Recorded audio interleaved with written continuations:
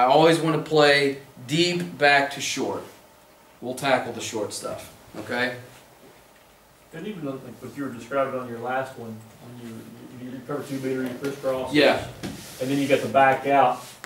You know, we always teach our guys, let the running back catch the ball 3 yards deep into the backfield, and we'll come up and make a tackle. Yeah. So it's not necessarily our main priority. Like, if you see that back swing out, well, don't come up, you know, jets blazing. Right.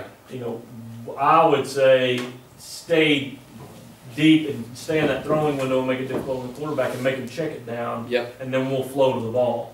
The other thing that I always try to tell our DBs, the more that we can make tighter windows, okay, the harder it is for the quarterback to decipher where I need to go exactly with the ball and be 100% accurate, the longer our D-line gets a chance to go disrupt some stuff, okay? And if we, again, can do that, we're all playing together as a unit.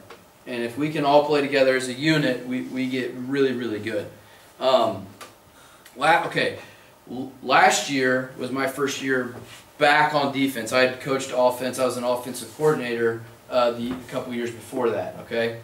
And when I was the offensive coordinator the last year, our defense was giving up 42 points a game, okay?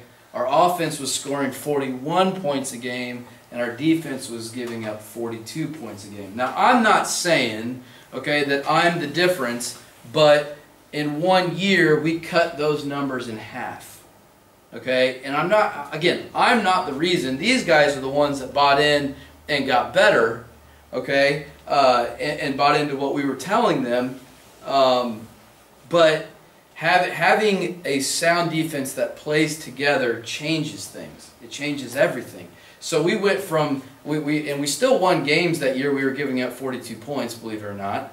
Okay, we finished right in the middle of our conference. And then last year, we won our conference. So that's the difference. And our offense didn't score as many points. We had the #1 quarterback in the nation, okay, and we scored less points last year than we did the year before. But we won conference last year and not the year before. You see what I'm saying? So having those, like he's talking about, keeping tougher windows, tougher reads for that quarterback is allowing everyone else, okay, to play faster. And most of the time, like those check downs are second and third reads by the quarterback anyway. And like Coach is saying, more than likely your defensive line, hopefully by the time he gets to his third read, the quarterback's on the ground or getting on the ground. Yep. I put this one on here because it's pretty good coverage. And I do this as a defensive guy now that I'm on the defensive side of the ball. Huddle has this wonderful thing in the bottom right-hand corner, which you guys can't see right now. I don't think, oh, it's down here. Yeah. That timer. Okay. If that thing gets to 4 seconds, then I think we've done our job. We have a pretty good defensive line. We'll sack them in 4 seconds. I feel pretty good. I would say you probably feel the same way, right? So we'll watch that little timer here. 4.3, still not out. The ball is still, and if you watch the quarterback, okay, this is not good. This is not good. You don't want to feel that happening. Now he's going full field looking for something, praying for something, okay? Now, if we look at where the ball was snapped from, the 40, his decision to throw it, and even though he's sacked, he threw a 2.5-yard ball, okay? I can live with that, okay, as a defensive guy.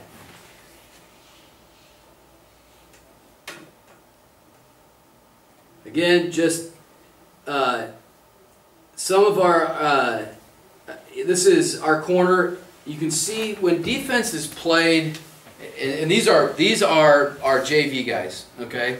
So when defense is played the right way, receivers have a tendency to cut off routes and not run them to proper depth, or they feel nervous, or they feel rushed, whatever, okay? And they cut routes off. Well, that makes it really easy for us, okay? So you can see my corner is here, even though he's got a flat guy.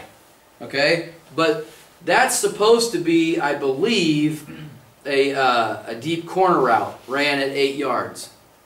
Okay? That helps a lot. Okay? And that helps us get in on plays and make plays and look good. Even though we didn't do anything really that great,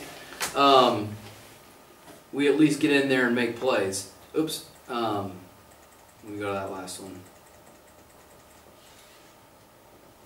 Did I miss it?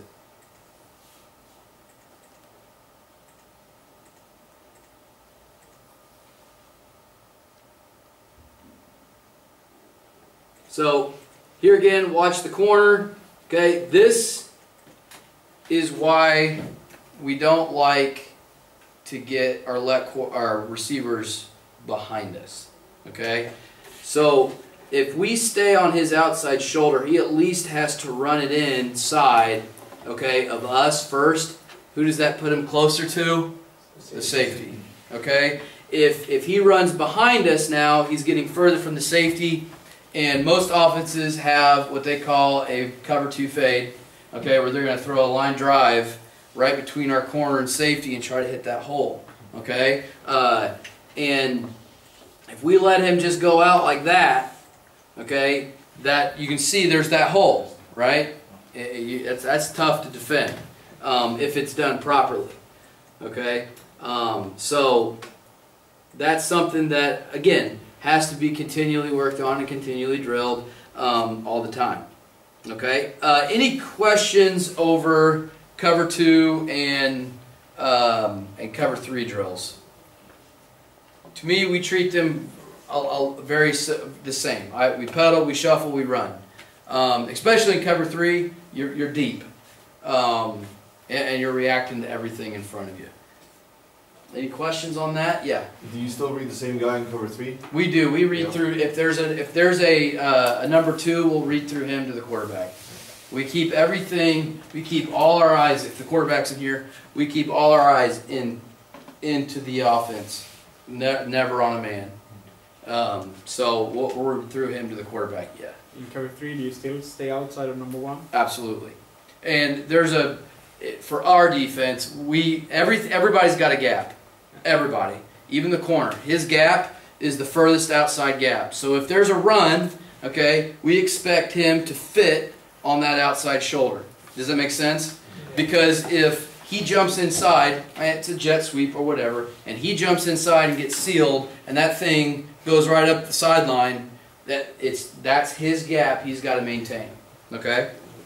I have a quick scheme question, because are you guys running a 4-3? Yeah. Yeah. Yes. Yeah. Okay. So just because we haven't talked about the front end, so I don't know what you have in front in front of you, so it's hard to visualize, especially since everything is 7-on-7. Right. Yeah. So we run a 4-3. Yeah. Okay. Any other questions? Okay, I've got some of my block destruction stuff on here. I did not get a vice tackle on here, but I do have some of the drills and how we progress through them. Okay, so we call it butt and snatch. Okay, we call it shuffle butt. Okay, and then we have a shuffle butt and shed. Okay, and I have these in clips here to show you guys. So what we want to do is we want to force guys to use their hands. Okay, we want to punch, we want to lock defenders out. Okay, and we want to get them off of us. Okay, and get to the ball. So if you look at this part right here, okay, we always use near leg, near shoulder for that punch. Okay, to generate more power. So if I can, okay, my receiver's here, we've read run, we're coming up. I want to step with my inside knee and punch, okay? And so what we call butt and snatch, we're butting him, and then we're going to snatch him inside, okay? We want to throw him down inside because our gap is outside, Okay, so we want to snap him down inside. And the last piece that I would teach is reduce. Okay, so you've came up, you've punched him, you've got him extended, you throw him down, reduce. Reduce back to the ball. Okay, we call it compress. Because what can happen is you get a good extension, you throw him down. If you don't compress, there's still a running lane that can be there. Even though you're in your gap, in your lane, if you will, or that ball can still go inside. Okay, because what if the Sam gets sealed, right? Or the strong safety gets blocked. So we need to compress that back as much as possible to the rest of our pursuit. Does that make sense? Okay. So you'll see these guys. Doing it, but not doing it well. They're young. We're at the beginning of our summer. I'd love to show you guys what they look like at the end of summer. But they, you know, here we're teaching the punch. Okay, so if you look, they're punching thumbs up. Okay, and the reason we punch thumbs up is it aligns everything through my arm to my shoulder. Okay, that right there is stronger, okay, than you trying to bench press with elbows out. Okay, the saying we have in the U.S., and maybe you've heard before, okay, elbows out, look out. Okay, you're going to get ran over. Elbows in, you win. Okay, so you're a lot stronger in here in your punch, and the easiest way to do that is to punch with your thumbs up. If you punch with your thumbs up, it automatically brings your elbows tight. Okay? If I punch with my thumbs together, you can see where my elbows naturally tend to go. They go out. Okay? Up, out. Okay? So if I punch up, my elbows are going to be in and I'm going to be able to strike somebody. Okay? And again, it's not something that you have to like generate all the way from your hips to the... It can be a 2-inch punch. Just set them back a little bit and then get rid of them. That's all you need to do. Okay? So here we're just having them work on the hips. You guys, we went in the weight room after practice and we did some hip stuff, trying to get guys to get some power in their hips. So we're just taking away some of the feet and working those punches. You can see the one guy down here at the bottom is really getting some extension. Okay? You see that? He explodes, right? So now here is the shuffle butt. Okay? So you can see inside foot or near foot, near shoulder, near knee. They'll shuffle up to it and punch. Okay?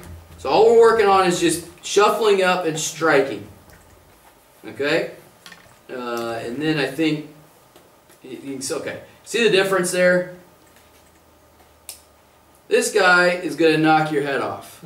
Okay? This guy is going to be your friend. Okay? There's a difference. Okay? His hands were a little too low. Did you see how he kind of, where his hands hit? See how he geared up? Right here, watch his hands. It's like they go all the way back here and then forward. Okay? Shuffle, shuffle. See how he did that? See how he geared up for that? He doesn't have to gear up for that. Okay? Shuffle, shuffle, punch. Okay?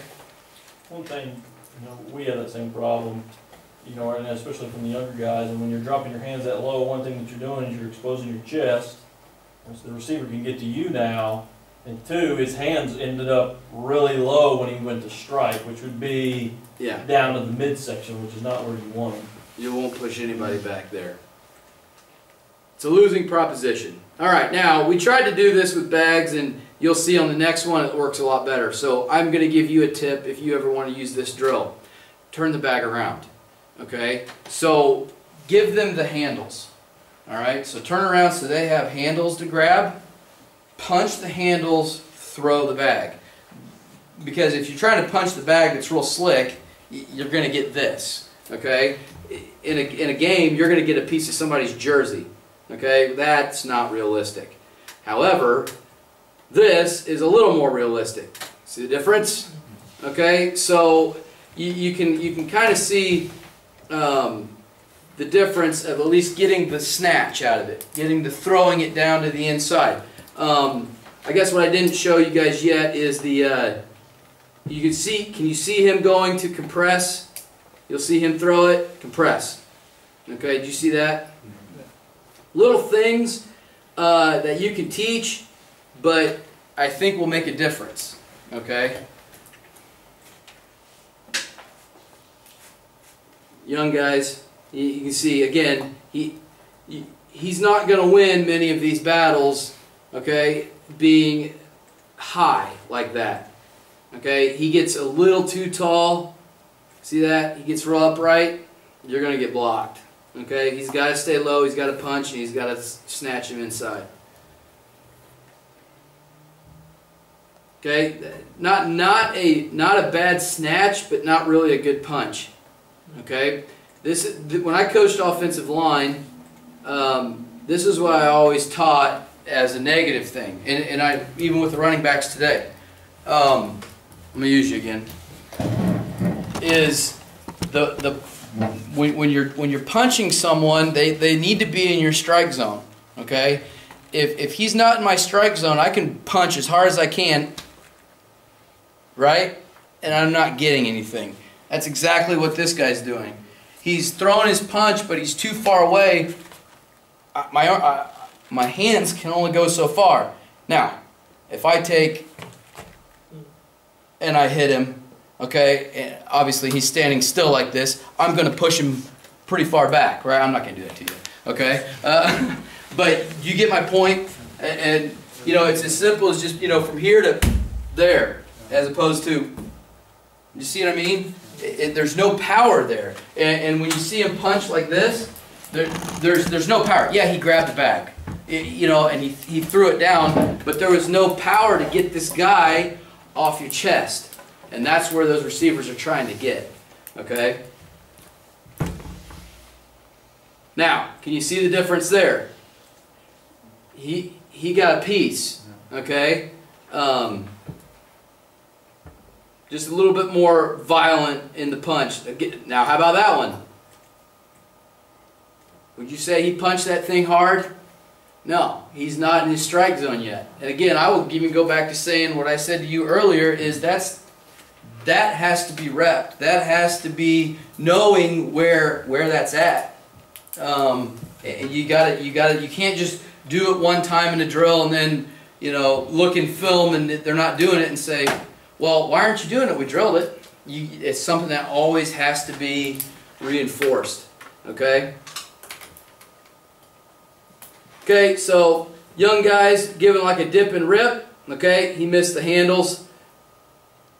But you can kind of see, okay, if maybe one of your guys isn't as developed to be able to punch a guy off his chest and snatch him inside, if he can punch and rip hands off, okay, just giving him another technique to clear a block, okay, or destruct a block, okay. So I don't think I have this one on here, but you can swim, okay, you can rip. The one thing that I would really stress as a rip is you want to bring, see where he's bringing his hand? We want to bring that left hand all the way up past your ear. Okay? You want to clear all those hands off of your chest as much as possible. If you just do this, you'll see some guys, they'll punch it and they'll just do this. You're not going to be able to rip through hands, okay, or arms. You're going to have to try to over-exaggerate it, okay, all the way to the ear. See how he brought it up past his ear? Another thing that does, you know, I call it makes you skinny or gets you skinny, or it makes you a harder target for the receiver to get their hands on him. So like we teach the same thing, you know, the rip, but we overemphasize that high rip because it makes you collapse your shoulder in, and like if I'm staying square, they can just get up underneath my shoulder and rob me out. But if I'm here, I'm making myself a smaller target to strike. Yep. So they can't re-engage me. And then we stack, or you're calling it compress. Yeah. Back behind his hip. Yep. So. Yep.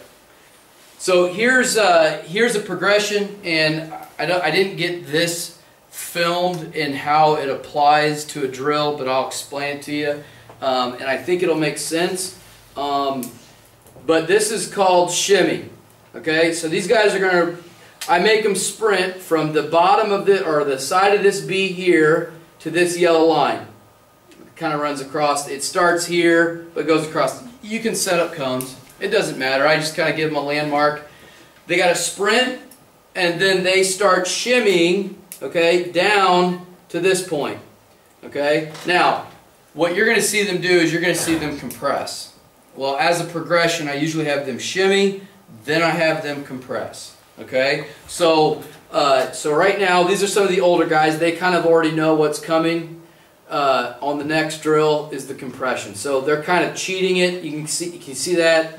They're already kind of coming back down towards the compression. And near foot here is inside or yep. into the So middle again? if we look at this, it's this guy's near knee, near foot, near shoulder. Okay, is what he wants to compress at the ball runner. Okay, to that guy's near hip. Okay, I had to stop the film because they kept compressing, and I had to tell them, look, just shimmy. Okay, so now they started actually shimmying a little bit. So you can see now they're actually trying to shimmy and break down. Biggest thing in the shimmy is the coming to balance. If you don't come to balance and you just run on up on a guy and try to make a tackle, you're going to probably miss more than you'll make. So having the shimmy is breaking down and coming to balance to make yourself in an athletic position to react to wherever that guy's going to go. And I'm going to explain a little bit more about why that knee, why that foot, and why that shoulder. Okay? So here's shimmy, compress, squeezing down in there. Okay?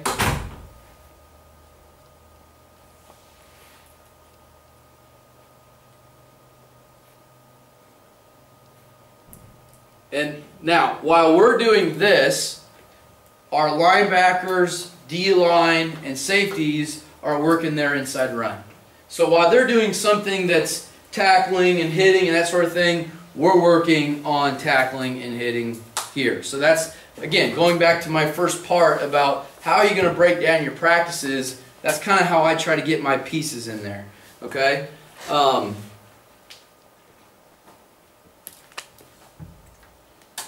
So there you go. And then here's a strike drill, okay? Now he doesn't get near shoulder on it. He gets more of a chest, okay? But then we put 2 in it. You can see he needs to wrap. He's like punching it almost, like squeezing it. He needs to wrap it up. But you can get more guys in this drill. You can use 3 bags, okay? But the big thing is near knee, near hip, okay? So okay, now we're back to the top. The last drill that I have is we call a vice tackle. And I'm looking for a marker or something. We have a ball runner and we have 2 tacklers. Can you Okay. go one in that group? Okay, yeah. It's okay. We have a ball runner and 2 tacklers. And this is it, and I'm done, okay? And what we do is the 2 tacklers squeeze, they sprint together and squeeze that runner. Okay? The runner gets to go anywhere he wants to go within a distance. You can set up a square or whatever, okay? But they're going to squeeze, and they're going to squeeze at an angle, near foot, near hip. Okay? You guys see around this thing? Okay, so we'll say these are cones. Okay. Here's the running back. We'll call this a tackler. We'll call that a tackler. Okay? This running back gets to go anywhere he wants inside of this square. So the point of the drill for this guy, okay, is to attack, if you will, the near hip of that running back. Okay? And this guy is going to attack the near hip of that running back. Now, to make sure that we're all on the same page, if this guy just goes slowly towards the running back can run and split the two defenders, right? So the first thing these two have to do is they've got to compress. They got to compress together. So now you can see where I get my terminology. I tell these guys to shimmy compress, right? Well, they're going to have to sprint, they're going to have to shimmy, and they're going to have to compress. See what I'm saying? So that way I don't have to come up with new words or whatever else. It's already there. Okay? Now, okay, as the ball runner's in here, something natural is going to happen. Okay? He is going to either choose who is the weakest of the group and try to go run through him, okay, or try to make some spectacular move to split you, okay? So, let me erase some of these lines here, and I'm going to say that this is a foot and that is a foot, okay, and that's a tackler here. Does that make sense? Yeah.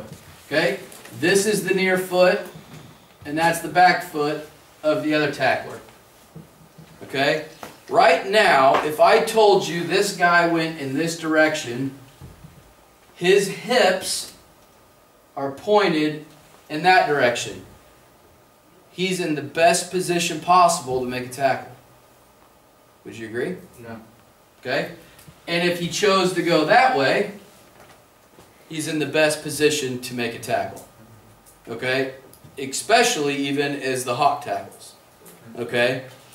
And if he doesn't go anywhere, you're going to both compress him. He doesn't want to be hit by both people. I guarantee it. Okay? It only takes one of those to figure that out. Okay? So he's going to choose a side. So that's how this, for me, for the corners especially, okay? That's where all of my drills then come to that point. Okay? Because this, if I erase this side and I erase him, okay, and this is a corner out here playing cover 2, okay, and the ball runner is coming out here. He's got a sprint, shimmy, compress, okay, near foot, near shoulder, he's the tackler there, and the rest of pursuit is coming as the vice tackle. Does that make sense? Yeah. So that's how I try to piece all of those drills, okay, into what I teach DBs, okay, or especially corners. So I hope maybe you guys got a few things there that you can take away. I wish I would have got my vice tackle on there. I apologize for not getting it on there. I ended up running out of time. That literally was filmed. This part was filmed the day I flew out. So I was filming it and uploading it. Anyway, I appreciate your time. If you guys have questions, feel free to ask. Any questions about tackling? Any questions about cover 2? Trips? It could be anything. I just the vice tackle. I've been doing that exact drill this last week. You know what? In some ways, and I hope you didn't feel like this was a waste of your time. No. It's I hope that you felt that it validated what you're doing. Yeah. You know what I mean? Yeah, a lot of the stuff you do is different, and there's some tweaks I can use and stuff like that. But that exact drill I've been using because it's really good. Yeah, it applies. Yeah, it applies. So, Coach, I didn't mean to eat up. No, you're fine. And just, you said it perfectly, it validates even like what we do. Yeah. You know, not, like your terminology is slightly different than what mine is, but it's the same thing, concept-wise.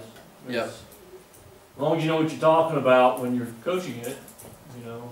But I like the, like, especially like shimmy, I always call shimmy coming to balance. But Yeah. you use coming to balance. Yeah.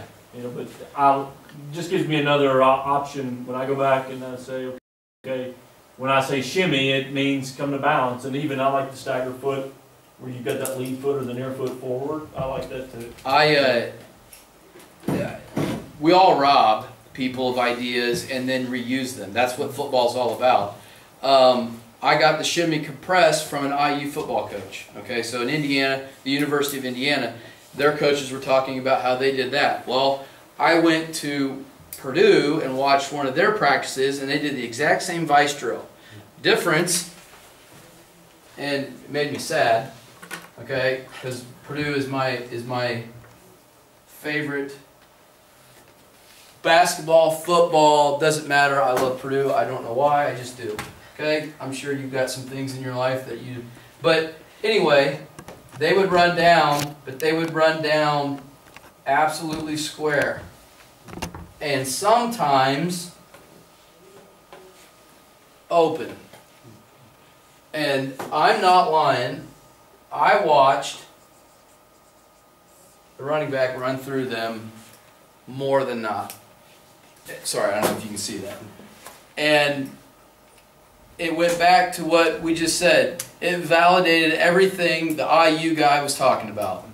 It's like, that guy's got it figured out, and the team that I like doesn't. And that's why Purdue doesn't win, and IU has been winning. It's frustrating. Those guys are a lot smarter than me, and they get paid a lot more money than me, but they weren't doing that drill right. It's one of those things. It's amazing if you can pull one thing maybe from this. It'll help you. You know. Yeah. So I do appreciate the time. I hope you got something out of it. I didn't know what this was going to be like. You know what I mean? I didn't know if this would be good, bad, or in between. Some of the film was awful. I know it was kind of choppy and bouncy. But I would suggest, if you can, to have your coaches film your practices, to have you film your drills, and you can film it like you're seeing right here, okay, on your phone. Do it, and you should film your players, because you can coach them in their drills. You can see that, yeah, that break wasn't very good. And he did that in the drill. What's he going to do in the actual rep, in a real game situation? And you have ways to coach that. Okay? If you guys want my, I'm sure you all saw me log in. If you want my email,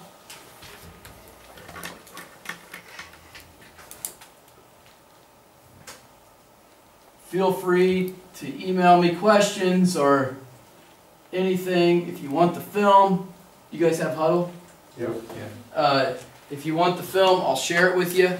Okay, you guys can watch it. Again, it's not all perfect. There's still teaching moments on there, but I don't have NFL football players, so it's probably never going to be perfect. You know, and that's the point. So, thank you very much, guys. I appreciate it.